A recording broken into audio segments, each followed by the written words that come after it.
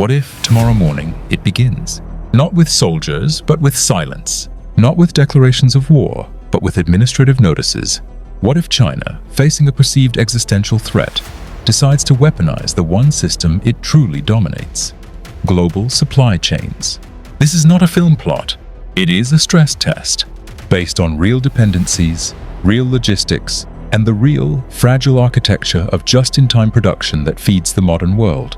We begin not in the halls of power, but at the ports. Phase 1. The strategic squeeze. It starts with customs. A sudden, dramatic increase in inspections for all outbound container ships. Technical delays and environmental compliance checks become the norm. Container availability plummets in Shanghai, Ningbo, Shenzhen. Freight rates immediately quintuple. For the global economy, this is a coronary thrombosis. The flow doesn't stop, it chokes. Within weeks, Western retail shelves begin to look thin. Not for luxury goods, but for the fundamentals. Electronics components, automotive sub-assemblies, specific pharmaceuticals, and rare earth precursors become scarce. Manufacturing lines in Germany, Japan, and the United States begin to stagger, then halt. The first wave is not about finished products, but the invisible inputs.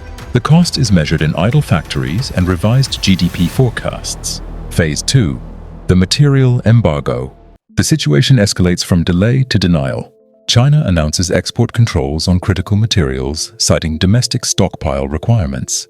This is not a blockade. It is a legally framed stranglehold.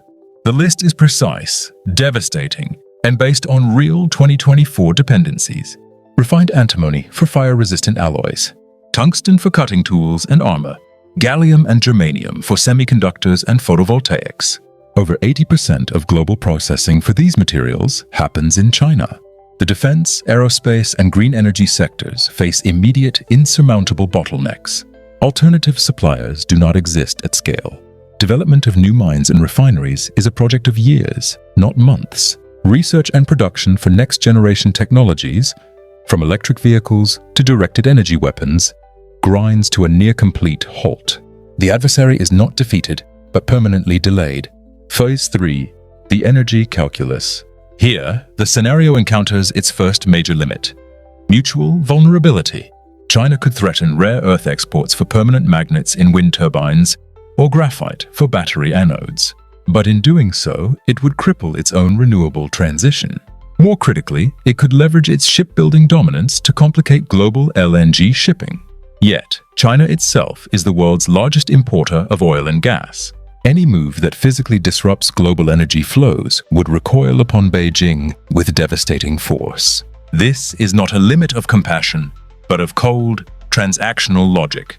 The supply chain weapon is asymmetric but not omnipotent. It thrives on specificity, not blanket chaos. We now enter the realm of sustained fracture. The initial shock has passed. The world is not at war in the traditional sense, but it is engaged in a total economic conflict. The response to China's actions unfolds not as a single counterstroke, but as a painful, global adaptation. Outcome 1. The forced reorganization. The doctrine of friend-shoring becomes an urgent trillion-dollar reality. Industrial policy is no longer debated, it is executed with wartime haste.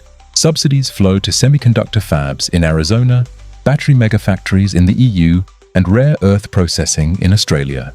This is not efficient. It is staggeringly expensive, inflationary, and results in less advanced, more costly products. Consumer lifestyles contract. Economic growth is sacrificed for strategic resilience. The global trading system fractures into competing blocks. Globalization, as defined since the 1990s, is functionally over. Outcome 2. The innovation pivot. Necessity becomes the mother of invention under extreme duress. Research into substitute materials and minimalist design explodes. Recycling and urban mining, extracting critical metals from electronic waste, transforms from a niche green industry into a core strategic imperative.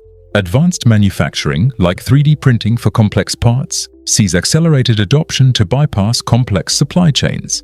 The crisis forces a leap in efficiency and material science, but at a brutal, transitional cost. Outcome 3. The hidden costs to China. This is the critical, often overlooked side of the equation. China's economy is structurally built for export-led growth. Severing these ties induces its own systemic shock. Millions of workers in export-oriented factories face unemployment. Massive industrial overcapacity, once absorbed by the world, now sits idle, threatening domestic financial stability.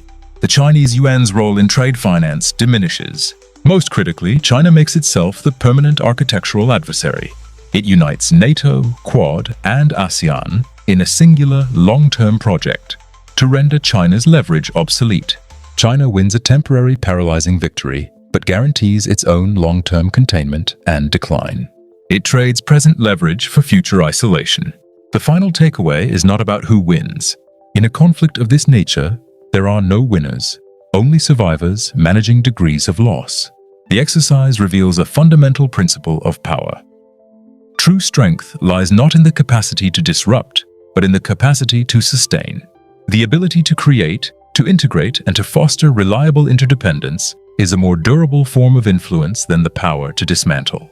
Disruption is a tactic, not a strategy. It can inflict pain, but it cannot construct a lasting order. The nation that wields the supply chain as a weapon may discover it has shattered the very system that fueled its rise, leaving itself standing atop the ruins, alone. For more analysis that separates geopolitical reality from fiction, stay with the data at Think Cell.